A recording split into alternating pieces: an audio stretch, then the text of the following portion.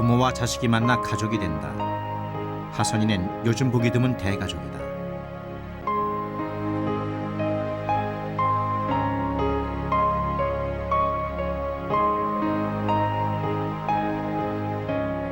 부모와 6 아이들.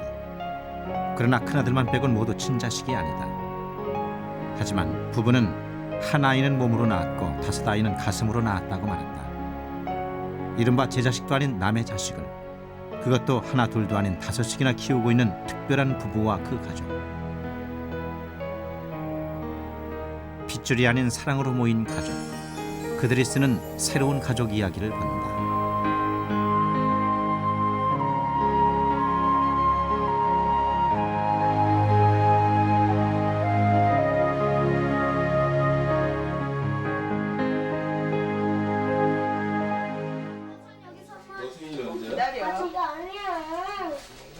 하선이네 가족에겐 아주 특별한 날이다. 주인공은 둘째 아들 희곤이.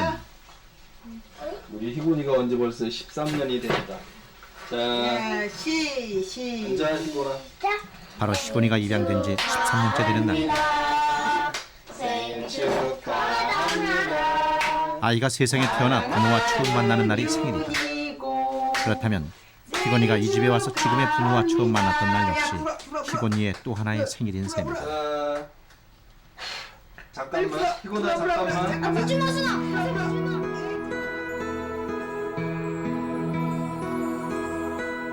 입양 당시 희곤이는 6살이었다. 그보다 2해 전 아이를 입양하기로 마음먹은 부부는 무작정 집에서 가장 가까운 보육원을 찾아갔고 거기서 4살짜리 희곤이를 만났다. 부부는 큰아들과 함께 매주 찾아가 희곤이와 얼굴을 익히고 놀아주며 2년을 보냈다. 그리고 지난 90년 희곤이를 입양했다. 아직은 우리 사회에서 입양이 흔치 않던 시절이었다. 더구나 친아들도 있는 상태라 모두들 의아해했다. 한 보름 정도 긴 휴가를 내줄 테니까 데리고 와서 실제로 살아봐라. 실제로 사는 거랑 입양하는 거랑은 너무 다르다. 그렇게 해서 그냥 갑작스럽게 짐을 뿌리라고. 그래서 우리 남편은 마음도 다 먹지 않았는데 라면 박스 하나를 싣고 아이가 우리 차에 그냥 벌렁 탄 거죠. 손 씻고 와서 먹지. 넷째 영환이와 셋째 영범이는 피를 나눈 친형제다. 아직 친권 문제가 해결되지 않아서 정식 입양이 아닌 위탁 양육 상태에 있지만 이 집 식구가 된 지도 3년째. 엄마 편지 주세요. 이거 먹고 해. 이젠 엄마 소리도 서슴지 않지만 얼마 전까지도 한씨를 아줌마라 불렀었다. 엄마 봐봐봐. 이리 와. 엄마 싫지. 오이. 소박이. 뽀뽀. 엄마 뽀뽀. 아유 예뻐라. 5째와 6째. 놀이방에 갔던 하선이와 엄마, 하여가 돌아오자 집안은 이내 소란스러워진다. 엄마 줘. 둘째 아들 희곤이를 여기 입양한 지 엄마 좀 10년 만에 줘. 또다시 맞은 2 아이. 하나. 요즘은 특히 막내딸 하나의 재롱에 집안에 웃음이 끊이질 않는다. 고맙습니다. 충성. 바로 떠야지. 그렇지. 아주 잘했어요. 아빠 맨날 이거 안 사줘. 이거 지금 사줬잖아. 동생에게 사랑을 뺏길까 투정을 부리기도 하지만 하나를 끔찍이 챙기는 하선이는 5년 전 이 집에 왔다. 선물 준비해. 당시 위헌위기로 고아가 많이 늘었다는 TV 프로그램을 본 부부는 생후 6개월이던 하선이를 입양했다. 부부에겐 첫 아이 후 15년 만에 다시 안아보는 아기였다. 하지만 처음 품에 안기던 날 하선이는 부부를 무척 당혹스럽게 했다. 안을 때 내가 뭐가 잘못 만져가지고 팔이 부러졌다든가 골절됐거나 그러지 않고는 얘가 이렇게 울을 수가 없어. 그렇게만 하고 울었어요. 그리고 꼴꼴 막 우는 거야. 야 이거 안 되겠다. 가다가 병원이라도 가가지고 어디 좀 엑스레이도 찍어보고 그래야 되지. 얘가 이렇게 울을 수가 없다. 이 집사람은 이제 그게 아니다. 데리고 가자. 한 2시간이 뭐예요? 한 3시간 가까이 울은 것 같아. 2시간 반 정도 그렇게 울었던 것 같아. 나중에는 지쳐서 잠들더라고요. 한숨 자고 일어났더니만 내가 그때도 자고 일어나더만 밖으로 울더라고. 그 밤에 이제 자기가 키워지던 그 손에서 남의 손을 이렇게 넘어올 때 그걸 아는가 봐. 빨리 돌리면 안 돼? 어느새 닮아가는 부자. 편하게 엄마 아빠를 있을 때. 그토록 당황스럽게 했지만 그래서 더 측은했던 하선은 거짓말처럼 곧 적응했고 집안의 귀염둥이가 됐다.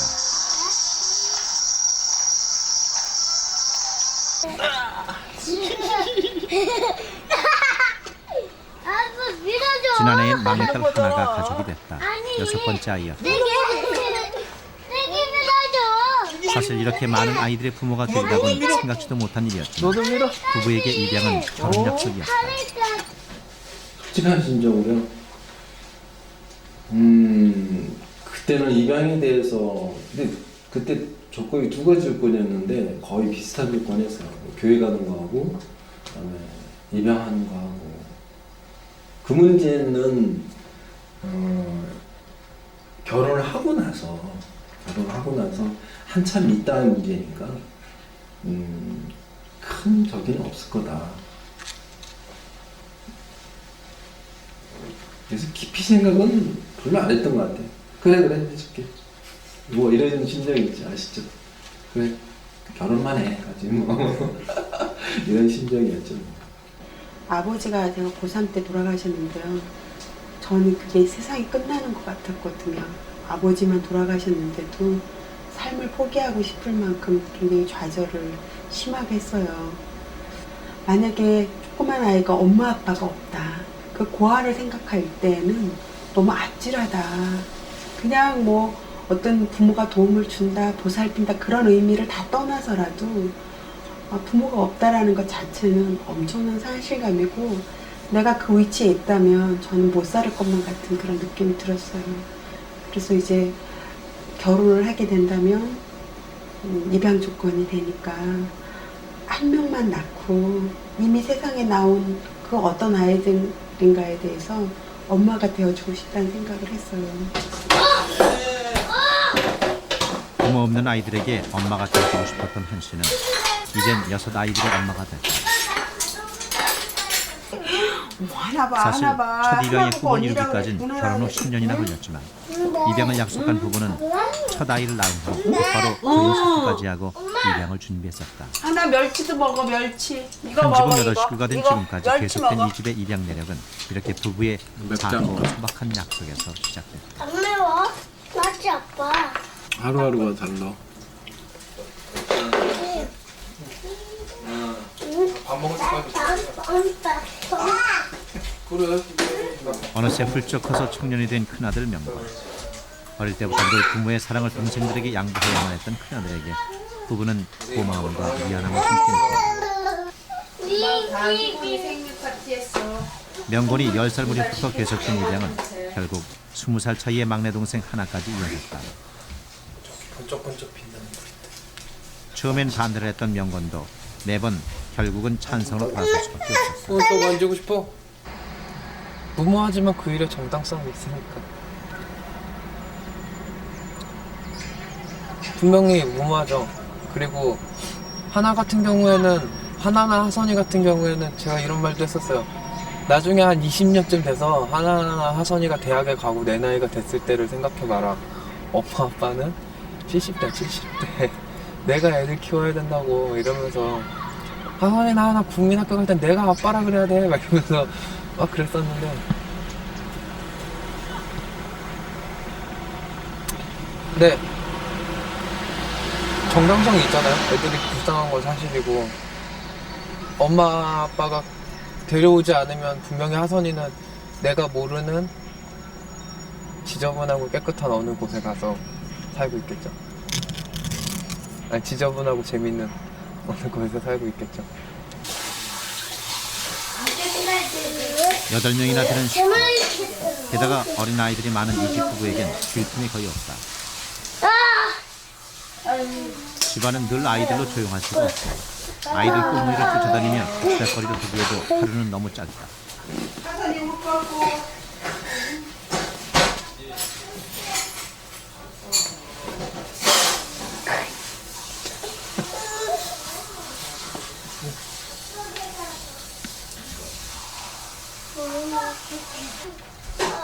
주변에선 사서 고생이라고 하지만 지금 어린아이를 키우는 일은 부부에겐 무엇보다 새로운 기쁨이다. 사실 20여 년 전 첫 아이를 키울 땐 맛보지 못하던 것들이다. 나이는 지금보다 훨씬 젊었지만 모든 것이 처음이라 아이를 마음껏 예뻐할 겨를조차 없었다. 그러나 요즘은 아이의 기저귀를 갈아주는 일에서도 부부는 작은 행복을 느낀다. 꽉 찼어요. 예, 미성년자 관람 불가. 예, 이쪽. 그렇지. 아유 잘하니 우리 하나. 아빠! 왜? 미끄러워서 저주 일어서 하나 둘 으이차. 뽀뽀. 야, 불을 볼게. 보고 있어 지금 계속. 이 당신 이거 당신이 뺀 거야? 뭐 하는 거야? 개구쟁이 하선의 고충도 모두 받아줄 만큼 이제 엄마 여유가 잡지 생겼다. 마.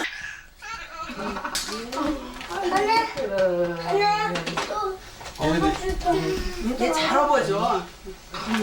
얘가 여유를 부린다는 거 아니야 또 하나가. 애초에 아이들 입양을 반대했던 시부모들도 지금은 아이들을 누구보다 좋아한다. 막내 아들이 이제 미국에 있는데 공부 안 하고 해도 아직 아기를 안 낳았어요. 근데 내가 이제 걱정을 하고 그러면 할아버지는 뭐 걱정이야. 뭐 하선이 같은 놈 하나 데려다 키우면 되지 뭐 이러셔서 아이 정말 이상하다. 그런 말씀 할 양반이 아닌데 부식으로 뭐 내 자식만 자식을 여기고 그럴 텐데 그런 소리 하셔가지고서 놀랐어요.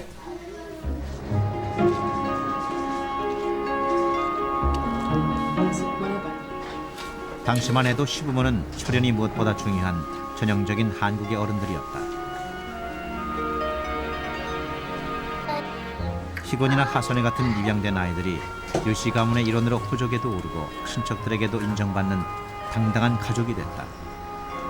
많은 시간이 걸렸지만 13년 전 처음으로 둘째 희곤이를 입양할 때만 해도 감히 생각지도 못한 결과. 가만 있어봐. 하선이 들어 네 이름이야. 응, 잘 들어.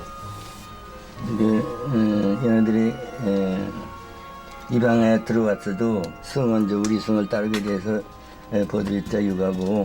그 5일 후가 저희 남편 생일이었거든요. 음력으로. 그래서 이제 생일날을 기해서 가면 뭐라고 못 하시겠지. 그래서 이제 5일 동안 걔한테 인사하는 법도 다 가르치고 또 조금이라도 이쁘게 보이려고 목욕도 매일 시키고 목소리도 크게 내는 법을 가르치고 그렇게 해가지고 이제 음식을 잔뜩 해가지고 음식부터 우리 시댁들 딱 들여보내면서 아이가 제일 나중에 갔어요. 그러니까 나도 좀 완고한 편이라서 보통 우리 한국에서 양자라 하면 어디까지나 자기가 손이 없어가지고 그 손을 계승하기 위해서 어디선가 양자를 데려온다. 이런 생각, 그 양자는 자기 친족에 속하고 자기 자식이다라고 생각했기 때문에 아마도 거절하지 않았나 이런 생각이 드는데 나중에 이제 그것이 자꾸만 이해를 하다 보니까 뭐 그럴 수도 있다. 그런 것이 사회봉사하는 정신으로 막 그런 애들을 입양시키면서 빌려주는 것도 사회의 일원으로서 할 수 있는 일이 아닌가 싶더라고요. 그래서 그 다음에는 별말 없었지. 이제 하선이 할 때는 또 하나 할 때는 내가 직접 가서 또 데려오고.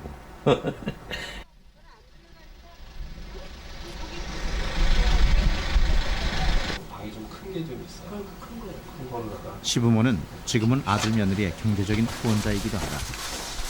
하나 아빠가 운영하는 고시원 수입을 몽땅 쏟아부어도 8식구 먹고 사는 일이 만만치 않기 때문이다. 예. 이른바 남의 아이들을 5이나 거두게 된 것은 결코 생활이 넉넉해서가 아니다. 게다가 세간에서 생각하는 어떤 특별한 지원이 있는 것은 더더욱 아니다. 예. 그 하나를 할 때는 우리한테 굉장히 위협적이었고요. 아, 이제 안전한 노후는 이제 포기다 우리한테. 더 이상 우리가 이 나머지 인생을 살 때 편안한 삶은 없겠구나. 이제 그런 굉장히 위협적이고 두려움도 많았는데요. 그리고 구체적으로 매달 어떻게 살 것인지가 걱정이었어요. 지금은 뭐 그냥 있으면 있는 대로 없으면 없는 대로 그때 따라서 살고 있고요. 한 달을 마무리할 때마다 야 우리 한 달 잘 살아냈다. 하나가 노는 거 아니네. 요하나 이리 와봐. 여유 있는 노후를 포기하고서라도 또 한 아이를 입양할 수 있게 하는 것은 이게 무엇일까? 뭐했어?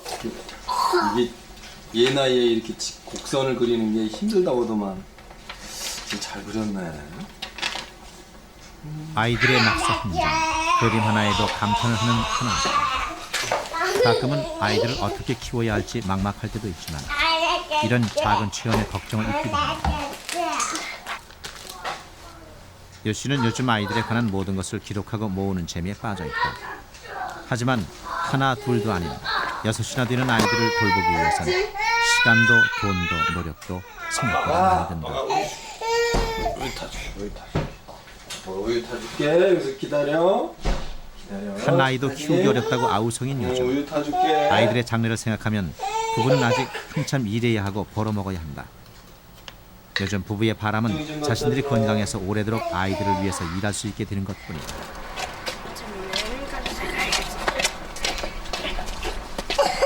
식주를 우선으로 여기는 우리 사회에서 입양은 아직도 비밀스러운 과정이다. 그러나 하나님은 다르다. 하나님의 가족은 입양한 사실을 누구에게도 숨기지 않는다. 자신들이 입양한 아이들이란 사실을 아이들도 알고 주위 사람들도 안다. 이른바 공개 입양.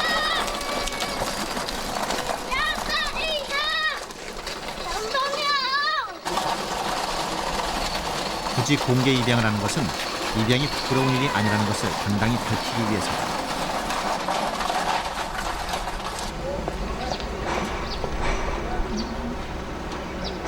여기 애들도 다 입양 간 애들인데 여기는 너는 엄마랑 아빠랑 얼굴색이 똑같지? 근데 여기 있는 사람들은 얼굴색이 하얀 사람들이야. 어디냐면 미국이나 캐나다 이런 사람들인데 입양 엄마 아빠가 된 거예요. 여기도.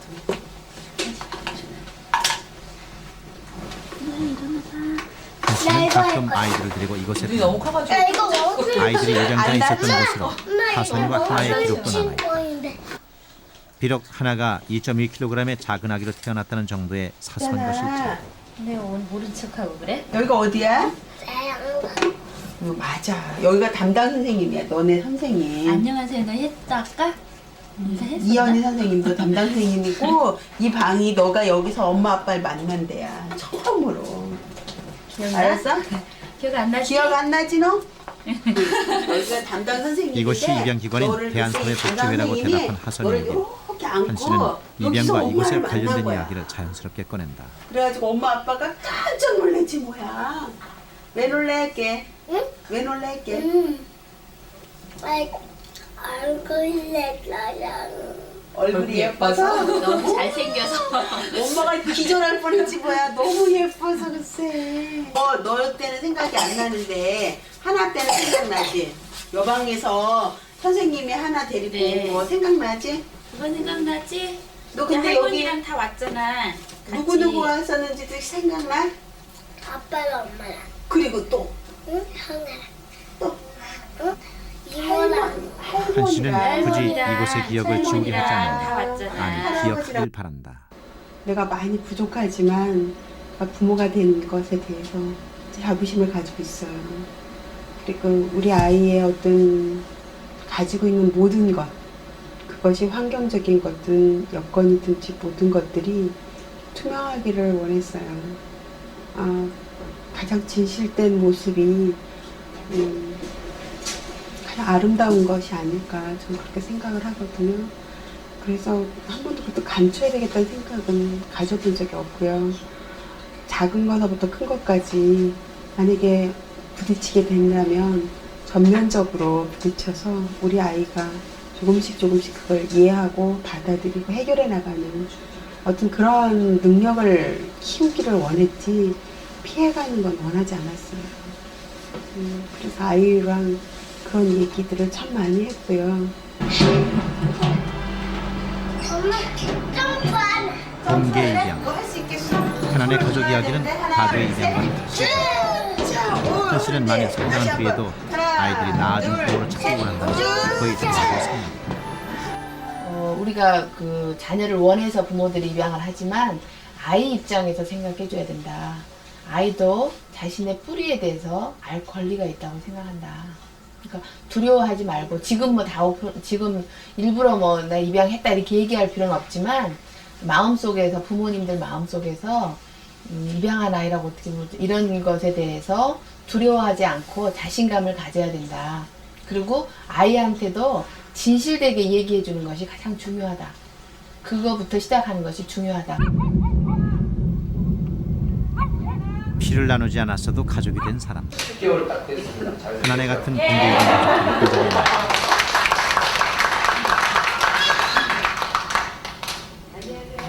왜냐하면 이번 입양을 공개해야 되는 하나 엄마 첫 번째 한연희 씨는 이유는 국내 입양 아이를 위해서 공동회의 공동회장을 맡고 있다. 아이는 첫 번째로는 자기가 낳아본 그 엄마로부터 간절히 되는 그런 아픔을 겪은 아동인데요. 그 아동은 자기 뿌리에 대해서 알아야 할 권리가 있어요. 그리고 그 권리를 지켜줘야 될 사람은 가장 사랑하는 우리 부모들이 그 권리를 찾아줘야 된다고 생각합니다. 우리 진호는 2000년 10월 7일 날 딱 9개월 하루 됐을 때 저희 가족이 됐습니다. 만나서 여러분들 반갑습니다. 저는요 결혼한 지 10년 됐는데요. 10년 동안 애가 없어가지고 여기 저희 어머님하고 장모님 사건 애를 이렇게 입양해서 길러보라고 먼저 어른들이 말씀해 주셨고요. 고심 많이 하다가 이제 아기를 입양했거든요.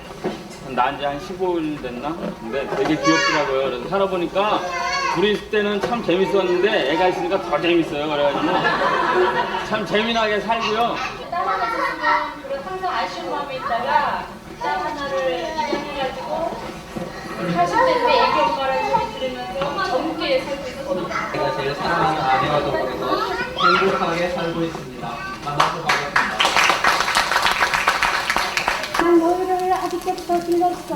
공개 입양 가족들의 소개에 이어 아이를 입양해 키우면서 부딪혔던 경험담이 소개됐다. 이 자리에 있는 누구에게도 결코 남인 게 아니다.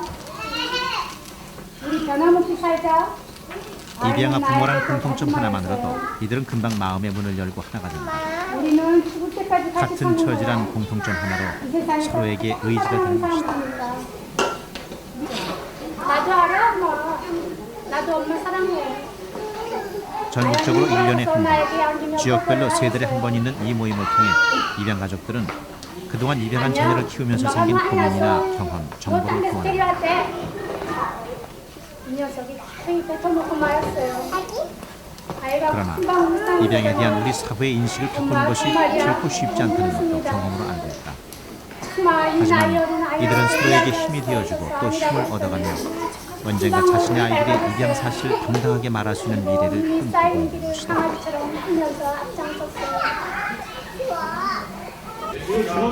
이 모임엔 현재 공개 입양을 한 230여 가족이 뜻을 함께하고 있다. 처음에 그 입양하실 때 저희도 그랬지만은 많은 갈등을 하시거든요.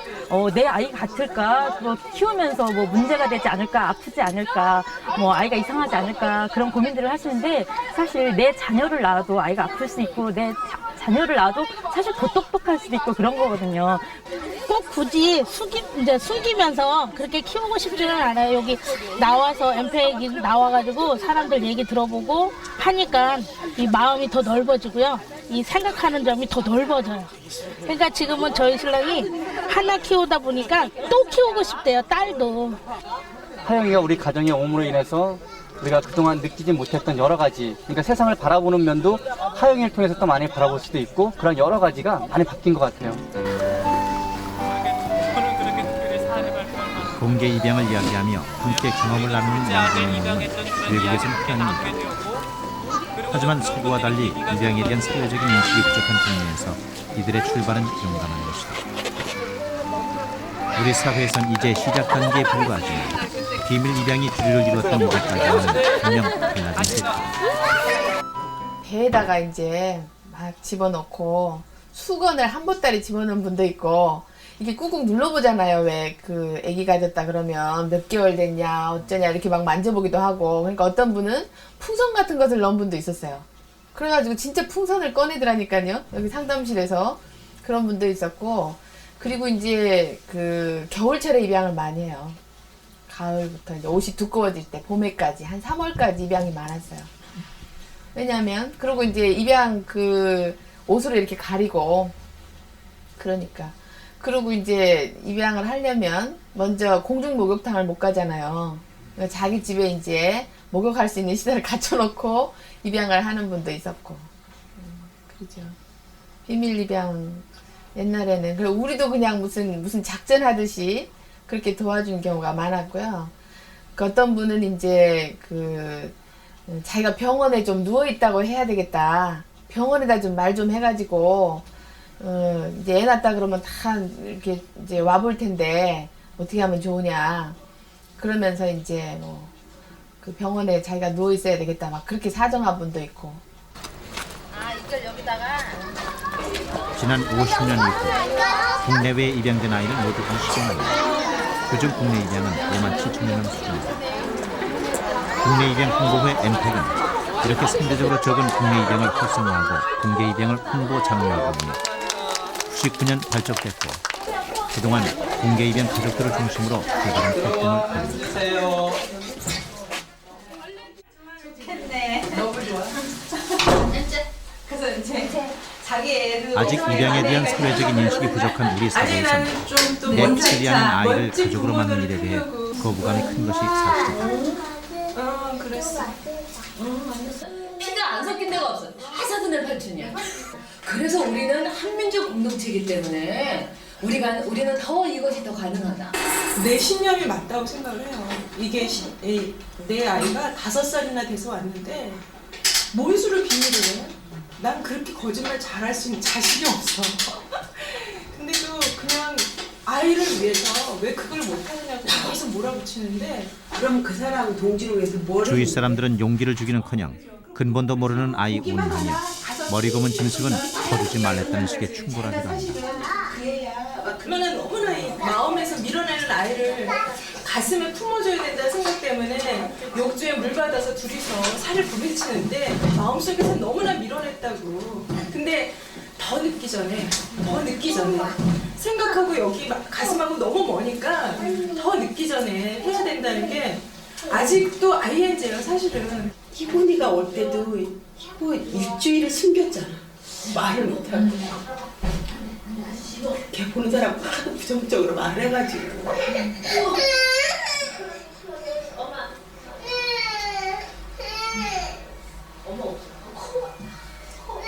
걔가 오게 된 이유 중에 한 가지가 그 부정적인 예측 때문에 오게 된 거야. 당신 못할 거다. 그러니까 지금 데리고 가봐라. 13년 전 처음 희곤이를 입양했을 때를 생각하면 지금도 눈물이 납니다. 하나 엄마는 당시 이른바 데려온 아이에 대한 주위의 편견과 오랫동안 싸워야 했다. 탁구를 가르쳐도 그냥 보통 아이들처럼 즐기는 수준이 아니라 저는 코치한테 돈을 더 선수처럼 돈을 더 주고 얘를 맹훈련 시키도록 제가 부탁을 했고 정말 제가 애한테 미안한데 4시 반부터 깨워가지고 교회 갔다 오고 그리고 책도 읽히고 물론 저도 굉장히 똑같이 따라다니는 거죠. 그리고 수영장도 가서 제가 직접 수영도 가르치고 그리고 공부도 가르치고 그래서 제가 거의 11시까지 그 아이를 공부, 스포츠, 예절, 식사교육 뭐 모든 거에 신경을 곤두서가지고 그 아이를 그렇게 가르쳤어요. 중국까지 어떻게 해서 저기까지 가? 5기에 가까운 트레이닝이었다.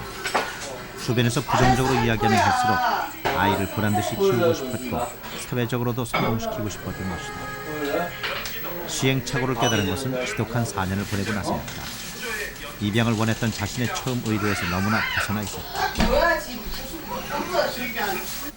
나는 그때는 처음에는 얘랑 사랑을 나누고 싶었거든요. 얘랑 많은 이야기도 하고 얘랑 즐거운 시간들을 낳고 그래서 얘가 사회에서 나가서 아주 자연스럽게 높은 자존감을 갖고 이렇게 살기를 원했는데 실제로 나의 행동은 그렇지 않았거든요. 항상 얘를 지적해야 됐으니까.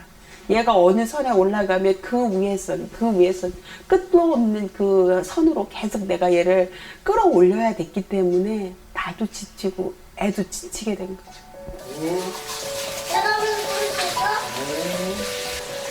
처음에 아이를 입양할 땐 그저 아이에게 그냥 부모가 되어주고 싶었고 지지대가 되고 싶었을 하고 뿐이었다. 여기 바닥도 청소해. 다음 사람이 기분 좋게. 그러나 주변의 곱지 않은 시선과 편견에 부딪혔을 때 한씨는 아이를 보람없이 키워서 그들의 생각이 틀렸다는 것을 보여주고 싶은 오후가 발생했던 것이다.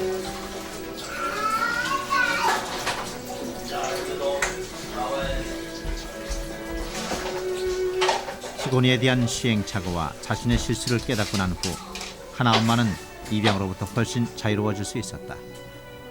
그 후 하선이와 하나를 입양했고 영범이 영환이 형제를 위탁 양육의 형태로 받아들여 함께 살고 있다.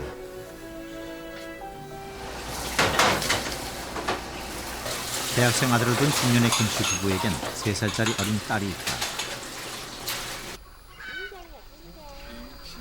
제니가 이 집 식구가 된 지는 4개월. 입양을 해보자고 결정해놓고도 용기가 안 나서 1년 이상을 망설였었다. 그러다 영화원에서 제니를 만났다. 넘어가봐. 당시 생후 짠데? 짠데 맛있냐? 다른 건강한 아이도 있었지만 부부는 왠지 건강이 안 좋아 올해에 비해 체격도 작고 그늘해 보였던 제니에게 자꾸 마음이 갔다. 너무 이렇게 굉장히 이렇게 성격도 어두운 것 같더라. 얼굴도 어두워 보이고 조금 이렇게 의기소침해 있고 그런 것 같아요. 이렇게 자기다 그런 생각은 안 들었지만 내가 자기를 데려다가 잘 키워야지 그런 마음이 들더라고요. 이 아이를 우리 애를 제니를 본 사람들은 되게 한결같이 하는 소리가 갈수록 이뻐지고 갈수록 양보해진다. 그런 그 얼굴이 밝아진다 그런 얘기를 자주 하거든요. 근데 그것은 그 사람들 느낌이 아니고 우리도 똑같은 그런 느낌을 해요. 그래서 사람은 편안하면 마음이 그 편안한 모습이 얼굴이 보이는구나 그런 생각을 하기 때문에 사랑을 듬뿍 받은 제니는 요즘 몰라보게 건강해졌다.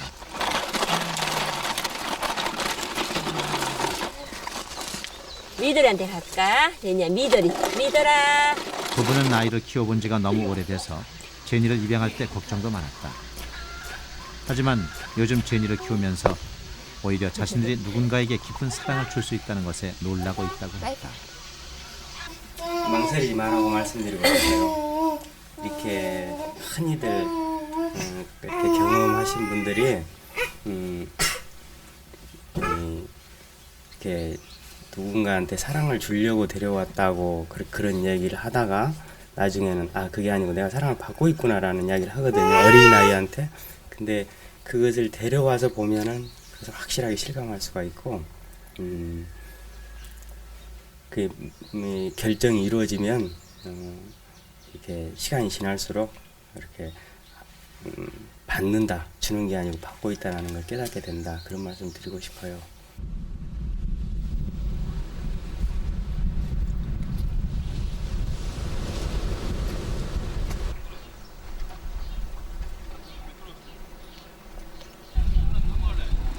집배원 정 씨는 큰아들 예달미를 9년 전 입양했다.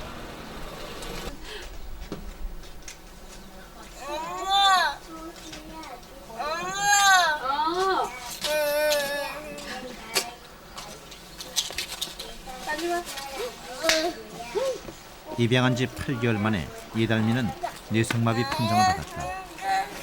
걷기는커녕 일어설 수도 없을 거라던 예달미를 이 정도까지 만들기까지 가족들의 쏟은 노력은 이루 다 말할 수가 없다. 할머니 여기 있다. 혼자서 걸으라고. 예달미 병수발을 한다. 예달미네가 병원이 가까운 읍내로 분가하는 바람에 연로하신 증조 할머니와 할머니는 이곳에서 외롭게 살고 있다. 그래도 예달미 할머니는 처음에 사람 굿을 못할 거라고 생각했던 예달미가 이만큼이라도 걷고 학교에 다니는 게 꿈만 같다. 이제 바람은 오직다.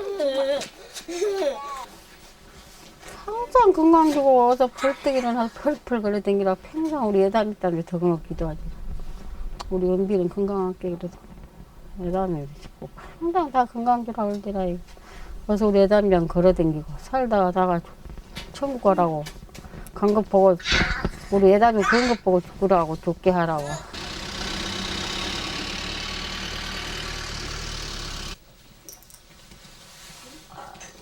일주일에 3번씩 재활치료를 받으러 다니는 예달미는 일종의 뇌성마비인 경직성 사지마비 상태다. 한국 대표 선수 될 거야? 그때 수임 사인해줘야 돼. 알았지? 꼭. 요즘 들어 축구 선수가 되고 싶다는 꿈이 생긴 예달미. 다시 주세요. 몸은 불편하지만 다행히 지적인 기능은 정상아들과 비슷한 상태로 치료 과정도 잘 따라한다. 아직은 장애물이나 계단을 오르내리기는 물론 보조 기구 없이 혼자서 걷는 것조차 불가능하지만 아주 조금씩 나아지고 있다. 어깨 숙이면 안 돼. 하지만 이만큼 나아진 것도 주변 사람들의 말처럼 맹모의 복음과는 예달미 엄마의 노력과 정성 덕분이다. 불과 얼마 전까지만 해도 예달미를 들쳐업고 버스를 3번씩 갈아타며 일주일에 3번씩 병원을 오가곤 했던 예달미 엄마다.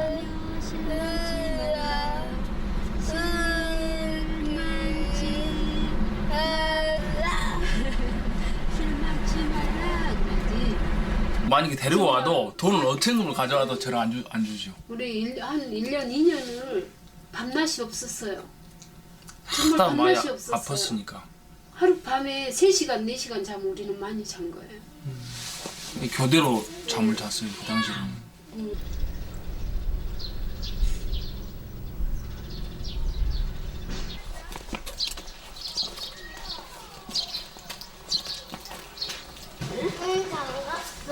지금까지 그랬듯이 아마 앞으로도 아주 오랫동안 엄마는 예달미의 손발이 되어줘야 할지도 모른다.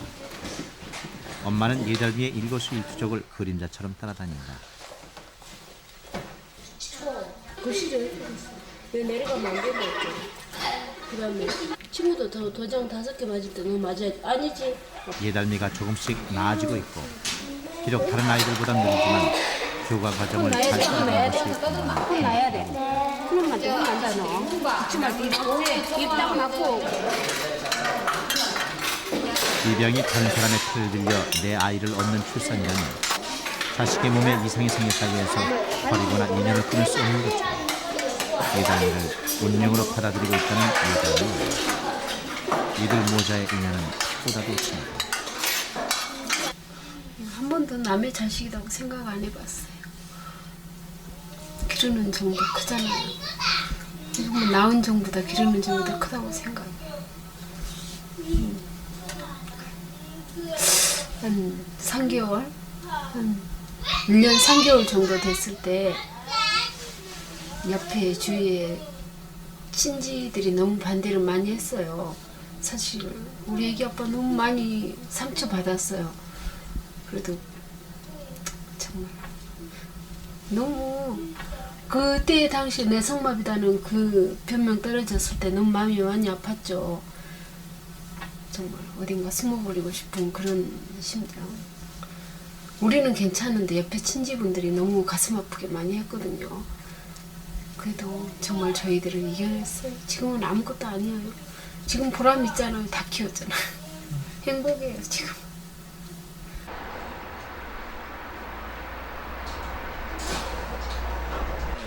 딸 부잣집 훈이.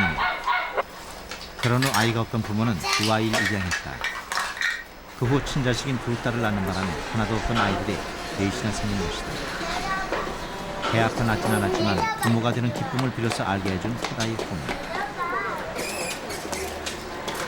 그러나 훈이는 기쁨만을 선사하진 않았다. 조금 늦든다고만 생각했던 훈이는 입양한 지 얼마 되지 않은 첫 돌무렵 뇌성마비 판정을 받았다. 그래서 진짜 솔직히 걔를 거기다 던져보고 올라고 애기를 데리고 갔는데 차마 그렇게 못하겠더만. 내가 얘를 여기다 버리고 가면 또 얘가 어떻게 될 것인가 그런 마음에가 도저히 버리고 못 오겠더라. 그래서 다시 걔를 얻고 왔어요. 얻고 올 때 버스 가면서 무진장 울고 왔다니까요. 내가 말도 못해 울었어요. 그 후 부모는 홍이가 쓸쓸할까봐 둘째 아이를 입양해 동생까지 만들어주었다. 홍이가 강진에 있는 특수학교로 들어가는 날 아침, 10살인데도 여전히 홍이는 엄마의 손이 마른다.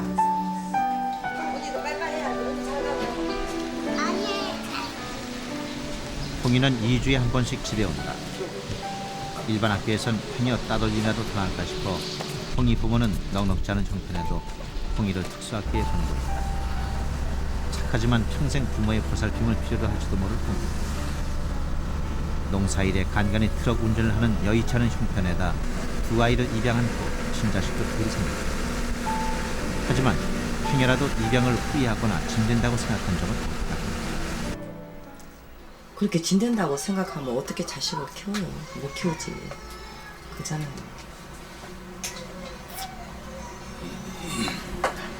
나 쟤 어렸을 때부터 네가 나한테 진된다고 이렇게 생각했으면 나 쟤 진짜 갖다 줘버렸어요. 식구들이 얼마나 반대를 했는데요. 아빠랑 싸우고 막 그랬어요. 데려다 주라고. 나중을 생각을 하라고.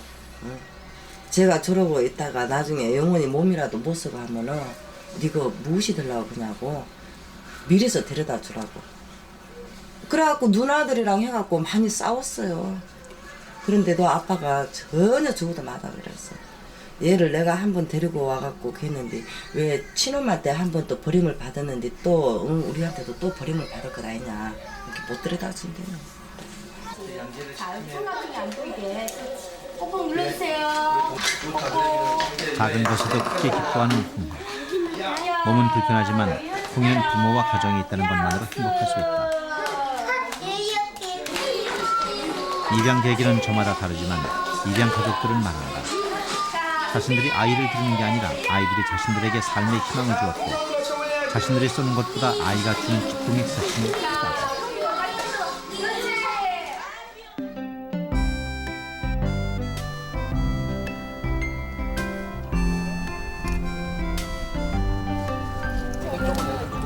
막상 아이들을 입양해 함께 살다 보면 아프기도 하고 어려움도 있다. 그러나 그것은 입양하라서가 아니다. 그냥 아이들이라서 그런 것이다. 애교 떨지 마. 울고 가는. 아이들은 사랑을 먹고 자란다. 가족과 가정이라는 울타리만으로도 아이들은 건강하게 잘 큽니다.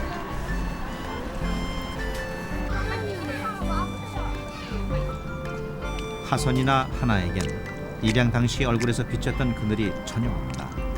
가정의 힘이다. 하선이나 하나는 처음에 왔을 때는 그 불안한 눈빛 있죠. 지금은 눈만 뜨면 아빠를 찾고 엄마를 찾고 그러잖아요. 그리고 아무리 뭐 심각한 얘기를 하려고 해도 애가 계속 눈빛으로 장난을 치고 얘가 뭐 넘겨짚고 이러니까 이제 뭐 보통 아이들하고 너무나 똑같아진 거죠. 그리고 영범 영환이 같은 경우는 더 뚜렷하고요.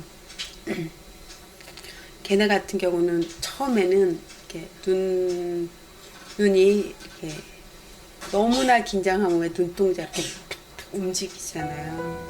저 그것도 팔았어요. 뭐? 영환이는 신경정신과 치료를 받고 있다. 생부로부터 받은 마음의 상처 때문에 유사자폐 증상을 보이기 때문에. 아, 이렇게 되는 거? 이렇게? 아니요, 이렇게 이렇게 꽂은 다음에 이렇게 안 하고 여기 있으면 딱 하면 뚝 튕겨나가? 네. 이렇게 튕겨나오면 원래 이렇게 올려면 이렇게 딱 하는 거야?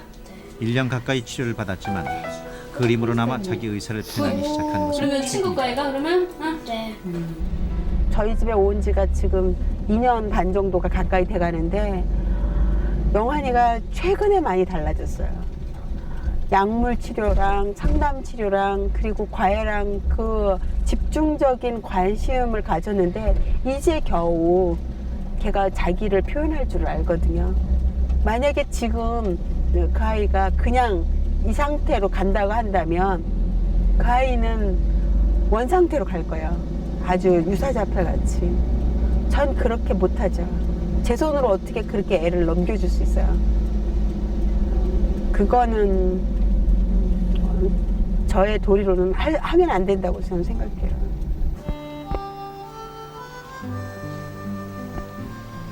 위탁 양육 중인 영범이 형제의 부모는 아주 모르는 사이가 아니다. 둘째 희곤이가 있던 보육원에서 중학생이었던 아이들 엄마를 처음 만났다.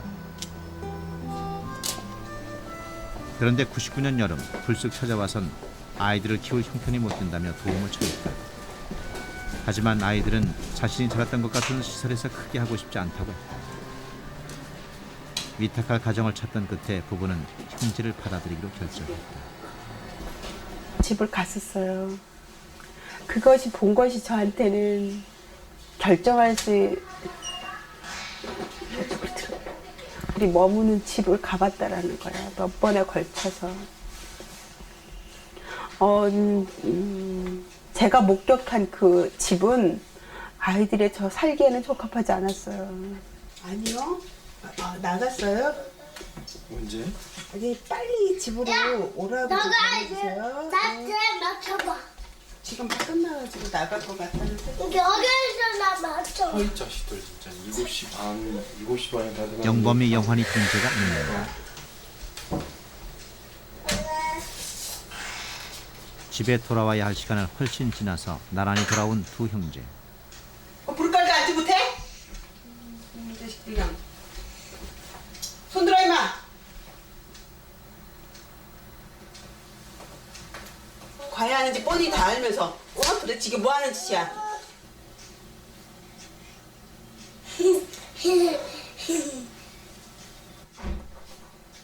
그만 이리 와. 얘네 둘 다 이리 와. 일어서. 빨리 와. 비싸게 예약돼 있는 병원 진료도 과외도 빼먹고 놀았단다. 오래전 인연으로 3년째 아이들을 맡고 있지만 사실 법적인 보호자도 아니었다. 나가.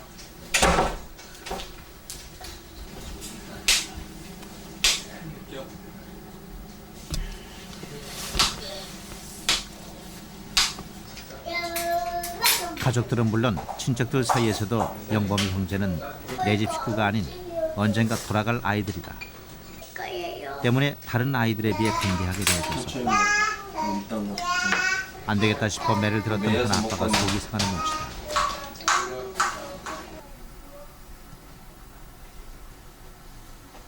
아이들은 시키지도 않은 반성문을 써놓고 잠이 들었다.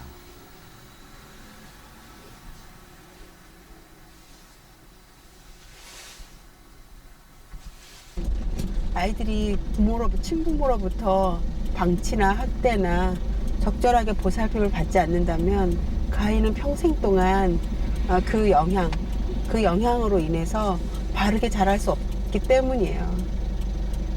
그러니까 친부모냐 아니냐 그것이 중요한 것이 아니라 어떤 관계냐, 그러니까 친부모와 자녀 관계가 어떤 관계냐가 더 중요하다고 생각이 돼요.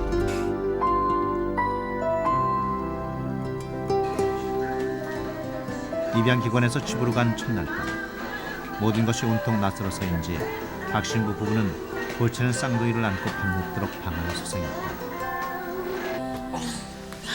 하지만 부부는 한꺼번에 귀한 두 딸을 얻었고 쌍둥이는 가정이란 소중한 선물을 받았다. 이렇게 쌍둥이와 박 신부 부부는 가족이 되어가고 있는 것이다.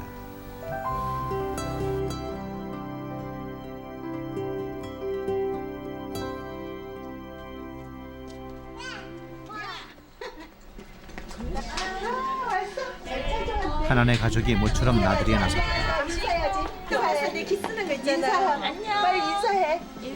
인사해야지. 안녕. 빨리 인사해. 이뻐라. 쳐다보자. 안녕하세요. 얼었나 봐.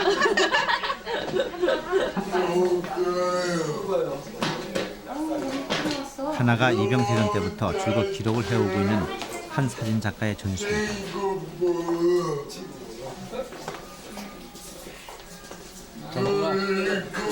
사진 찍는 거여줘서 하나가 전부 하나 사진이야. 그냥 어떻게 된 게. 마음씨 좋은 유연길 한연희 부부의 사랑스러운 막내딸 하나. 2.2kg의 저체중으로 세상에 나온 하나는 낳아준 엄마의 얼굴도 모른 채 태어난 지 보름 만에 입양기관에 맡겨졌다. 그러다 지난해 지금의 가족을 만난 하나는 가정이란 든든한 울타리 속에서 사랑을 먹고 크고 있다. 그것은 핏줄로 맺어진 그 어떤 인연보다 더욱 특별한 아름다운 인연이다. 잘 크고서 여러분들이 이렇게 하시는 뒤에 보답이라도 하기 위해서 잘 크고 훌륭하게 됐으면 좋겠어요. 부모래도 나온다고 보면 더더욱 좋겠지. 생부모가 나와서 잘 키워줘서 행복해져. 생부모가 나타나가지고 찾는다 해도 돌려주신다는 말씀이신가요? 그게 당연하지. 그건 당연해요. 그렇지 못하면은 제가 성인될 때까지는 잘 길러야 되겠지. 두 사람이 만나서 몸으로 낳은 한 아이와 가슴으로 낳은 5 아이의 부모가 된 유연길 한연희 부부.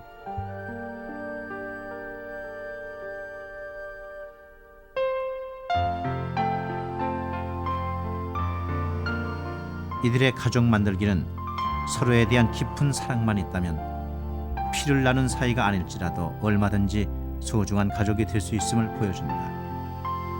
얼굴이 아니라 마음이 닮은 사람들, 하나의 가족은 가족에 대해 다시 생각하게 한다. 우리가 이 현대사회에서는 가족의 개념, 가정의 개념이 많이 바뀌어야 된다고 생각합니다. 과거의 혈연 중심에서 그런 가족, 가정 이런 개념이 아니라 이제 함께 성장하는 그런 집단으로 생각한다고 하면 혈연은 이제 그렇게 중요한 개념이 아니지 않나 싶습니다. 그래서 아이들이 그 부모님과 함께 성장하면서 같이 클 수 있는 그런 구성 요원으로 생각한다고 하면 우리는 이제 입양이라는 것이 많이 자리 잡아야 되지 않나 하는 생각이 듭니다.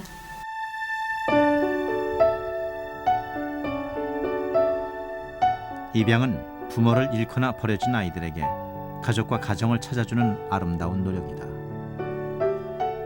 그러나 혈연 중심의 전통적인 인식과 부정적인 편견 때문에 우리 사회엔 입양 문화가 제대로 자리 잡지 못했다.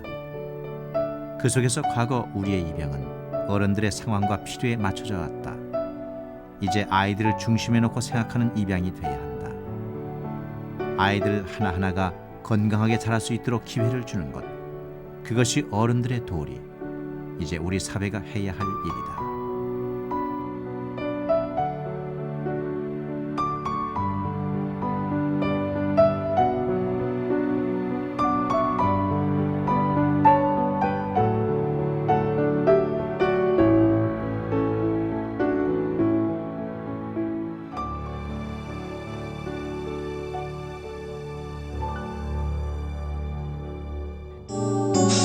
KBS KBS KBS 한국방송